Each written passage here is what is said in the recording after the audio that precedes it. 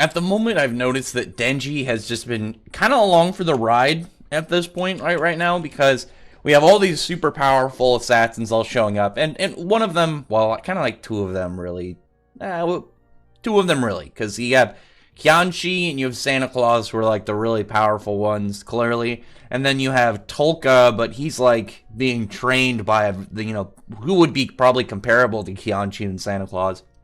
And then the three brothers seem to not be like powerful, but really just tricky, and their level of teamwork. But unfortunately, they got taken out first, so it's just the one left of him, and he's kind of the straggler. So really, with the the entire presence of Santa Claus and Kianchi, you have characters who I think right now at least we could see outside of Denji's league. I mean, we haven't seen yet how they would fare against the chainsaw version of Denji. Kianchi has shown that she can fight with Kishibe, and we know how powerful Kishibe is. So at the moment, I think we can safely just assume that they are currently more powerful than he is.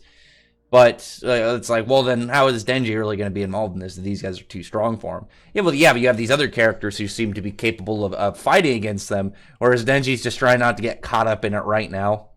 And it's kind of cool because the main character feels like a secondary character right now in his own story, which just gives it a little bit of a different pace, and you're able to kind of give the spotlight to other characters of significance in here. Like at the start of the chapter, you had, Kianchi was going to be against Kishibe. Kishibe pulls out his knife. I still really like that all of his double contracts are different variations of stabbing. What was it? The spike needle and knife devils. It just makes his character a little bit more of that fun, crazy element. I look forward to seeing the actual signs of his doubles instead of him just melee fighting as he's been since the start. We haven't really seen anything of him contracting one of his doubles, what his power looks like. Hopefully we'll get that in the next couple chapters though, because they're gonna need it. I mean, Kianchi's group just seems to be the one larger number with the 5 of them, but also Kianchi herself is very powerful. But as it was, one of the immortal brothers goes and tries to shoot one of the devils in Kianchi's group, who then goes to breathe fire at him, which is a surprise. I figured she was going to be some form of blood double because she has a similar horns and look to Power, but I guess not. I was trying to look at her eyes, and you can't really see them very well, at least in this chapter. I was trying to remember if she has that same kind of weird pupil design that Power has, but it doesn't look like it.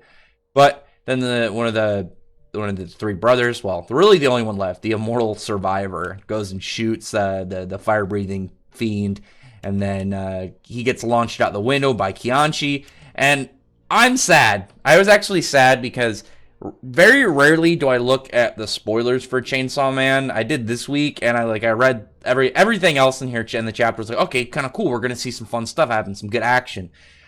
The part that made me sad is when I read it, where Kishibe, when he went out the window, he landed and smashed a car, and then the immortal brother went and did the same, and then you find out it's Kobeni's car. I was so bummed about that. She just cannot catch a break. She just gets screwed over all the time. I mean, the only thing so far, I think, throughout the series... Oh, I scratched my mic. Sorry about that. The only thing so far throughout the series that's really been kind of, good for her is that she made friends with the violence fiend, so at least she has, a comrade, someone to duel up with. Maybe they'll become really close as the story goes. She just gets screwed over constantly, and it makes me so bummed out. I really wish that she would just get, one good chapter where maybe she gets, a promotion or a raise or a day off, and she just has the most relaxing day for her. I don't think so. So far, Fujimoto has really shown that he likes to make her suffer, and that hurts me.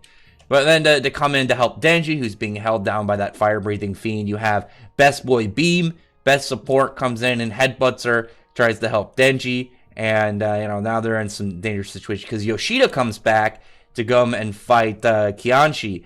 I'm really hoping Yoshida doesn't die. I really like him so far. He's got a pretty straightforward, cool design. I think that silky black hair and the one mole and the always kind of sleepy look just makes him look a little spooky. And then I brought up last chapter, but I do really like how Fujimoto drew the octopus tentacles. It just had such an extra weird feeling because I keep saying I apologize. His his artwork towards people is very rough. It still looks nice, but it's way rougher than if you compared it to like how he draws monsters or animals. It's just very weird. And so you had this kind of contrast of like a very rough looking person next to this very detailed octopus tentacle. It just looked badass to me. I really liked that. And then that fight's still going on. Again, I'm really hoping that Yoshida doesn't die. I mean, the fact that I think his name's only been mentioned like once or twice, and I've been able to remember him just off of that and how, his display so far clearly shows that his character is very interesting, and I really am invested into his character to a degree so far. But we will see. We'll see how things go. And meanwhile, Denji in power, while they're running away, Denji ends up stepping on the nail that he was already stabbed with twice, and here comes Tolka in. Tolka was waiting for it, just kind of laying on the ground. And then Denji gets lifted up out of the ground, lifted up off the ground, the cursed devil just taking its effect, doing his thing, and biting into Denji. And it's not really going to do anything. We already saw, like, when it was used against the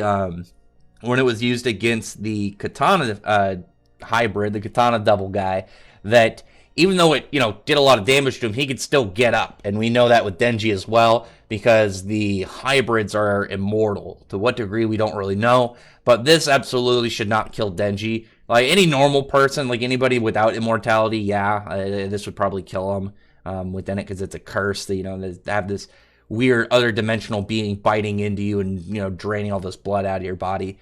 But Denji is going to be able to, get back up from it. And especially with Beam there. Like, Beam could easily just give him a little bit of blood and get Denji back up, or pull the cord on his chest. It really just depends on how capable Tolka is at this point. Because though we do know Tolka is trained very, clearly very well from the person that, I don't think we've got a name for her yet. But clearly she's skilled and strong. And, like, he's supposed to be her successor. But we don't know, like, to the extent of what he himself is capable of. So hopefully in the next chapter or so, we'll see Denji put on his chainsaw form, because we actually haven't seen him do that in a while.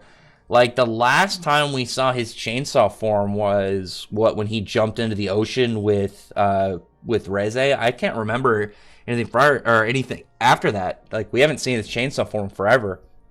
Plus, I'd like to see some of these assassin guys really just get a glimpse of what they're actually going against. It's not just Denji, this one guy.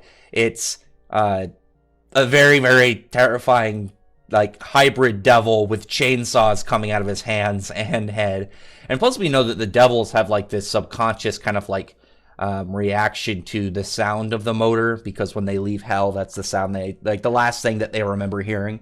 So, other than that, comment below, tell me your thoughts are about this. I still think that maybe, like, the thing about the chainsaw devil will be, like, maybe he was some form of, like, regulator within hell. Like, he was some form of, like, position where he had to, like, work and just go around, like, killing people to send him back, to continue the cycle. But maybe he abandoned that, and they're trying to get him to send him back to do his job. That'd be pretty cool. But we'll see. Other than that, comment below. Tell me your thoughts are about this chapter, and tell me your thoughts are about what's coming up in old Chainsaw Man.